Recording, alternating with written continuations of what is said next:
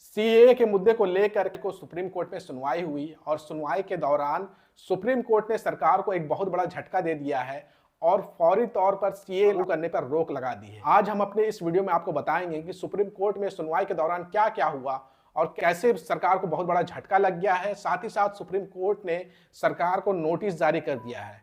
तो आपसे गुजारिश है कि आप इस वीडियो को आखिर तक जरूर देखिएगा ताकि आपको समझ में आ सके कि सुनवाई के दौरान क्या क्या हुआ और कैसे सरकार को झटका लगा है। इस वक्त इलेक्टोरल बॉन्ड का मुद्दा काफी ज्यादा छाया हुआ है। लगातार सुप्रीम कोर्ट की तरफ से लगातार फटकार लगाई जा रही है एसबीआई को कि किस तरीके से वो कई नामों को छुपाने की कोशिश कर रही है, पूरी जानकारी नहीं दे रही। ये चर्चा तो लगातार बना हुआ है, लेकिन इसी दौरान सीए की भी सुनवाई सुप्रीम कोर्ट में शुरू हो गई है। और ये जब सुनवाई शुरू हुई है तो आपको बता दें कि कुल 237 रिट दाखिल हुई है, 237 याचिकाएं दाखिल हुई है, जिसमें से प्रमुख रूप से जो याचिकाएं दाखिल हुई है वो कुछ पार्टियों के द्वारा दाखिल हुए हैं, जिसमें प्रमुख रूप से ऑल इंडिया मजलिस इत्तेहादुल मुस्लिमीन की तरफ से एक याचिका दाखिल हुई है। उसके अलावा तृणमूल कांग्रेस के सांसद महुआ मोइत्रा की तरफ से एक याचिका दाखिल हुई है। कांग्रेस की तरफ से जयराम रमेश ने एक याचिका दाखिल की है सीएए के खिलाफ में।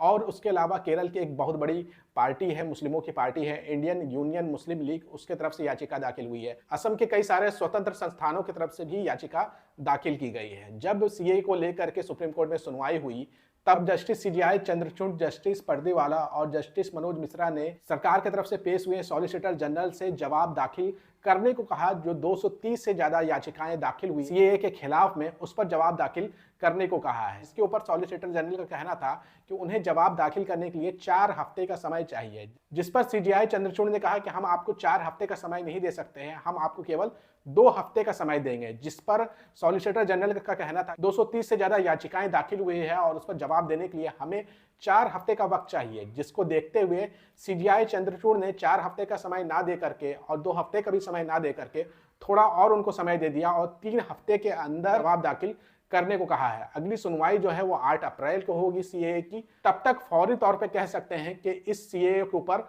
फौरी तौर पर रोक लगा दी गई है सुप्रीम कोर्ट के द्वारा। अब बात कर लेते हैं सीएए के विरोध में जो याचिकाएं दाखिल हुई थी, उस तरफ से जो पेश वकील हुए थे वो कपिल सिब्बल हुए थे। और कपिल सिब्बल ने कल सुनवाई के दौरान क्या कहा है वो आप अपने स्क्रीन पे भी देख सकते हैं। कपिल सिब्बल ने जो केंद्र को समय दिया गया है उसके बाद विरोध किया है और कपिल सिब्बल ने कहा है सीएए को लागू किए हुए 4 साल हो गए हैं, अगर एक बार लोगों को नागरिकता मिल गई तो वापस करना मुश्किल होगा।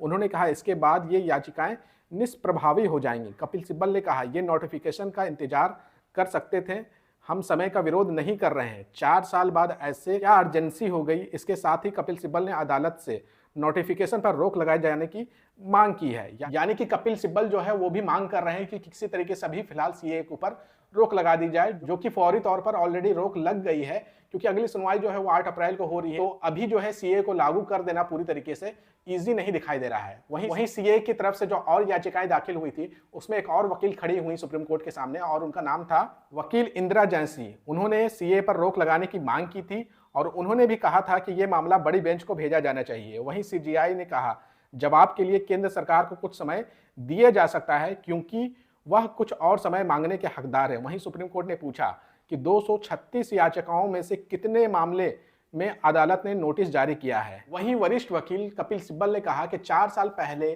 सीए को लाया गया था और अब अचानक से इतनी जल्दी से इसे क्यों लागू किया जा रहा है, और जब लागू करने की कोशिश की जा रही है तो जो उनके खिलाफ में याचिकाएं दाखिल हुई है उस पर जवाब देने में इतना वक्त क्यों लगाया जा रहा है। वो क्यों 4 हफ्ते का वक्त मांग रहे हैं जबकि वो 4 साल पहले ही सीए को ले आए हैं। तो उन्हें 4 हफ्ते का वक्त नहीं दिया जाए और जल्द से जल्द सरकार को जवाब देने को कहा जाए। सुनवाई के दौरान बहुत ज्यादा इस मुद्दे के ऊपर चर्चा नहीं हुई, बहुत ज्यादा डिस्कशन नहीं हुई क्योंकि सरकार ने अभी जवाब दाखिल नहीं किया है। वहीं इस मामले में जो याचिकाकर्ताओं ने याचिका दाखिल की है, चाहे वह पक्ष में चाहे वह विपक्ष में, उनकी चिंताओं को देखते हुए, उनकी परेशानियों को देखते हुए सीजेआई चंद्रचूड़ ने कहा कि मैं हूं ना, मैं बैठा हूं अभी सुप्रीम कोर्ट में, मैं हूं ना, आपको परेशान होने की जरूरत नहीं है। तो कुल मिलाकर के अभी बहुत ज्यादा चर्चा नहीं हुई है क्योंकि सरकार ने अपना जवाब दाखिल नहीं किया है।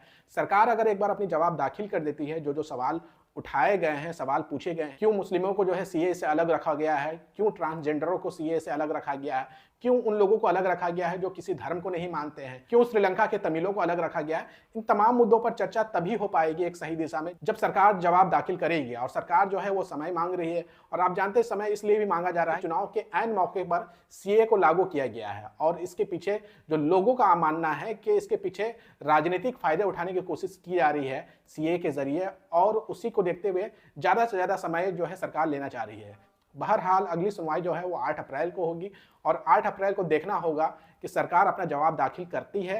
अगर करती है तो क्या जवाब दाखिल करती है, उसके बाद किसी सही दिशा में सुनवाई शुरू हो पाएगी। तो अब तक यही खबर है कि फौरी तौर पर सरकार को झटका लगा है। अब देखना होगा कि 8 अप्रैल को जब सुनवाई होती है तो सरकार क्या जवाब देती है, उस पर क्या सुनवाई होगी।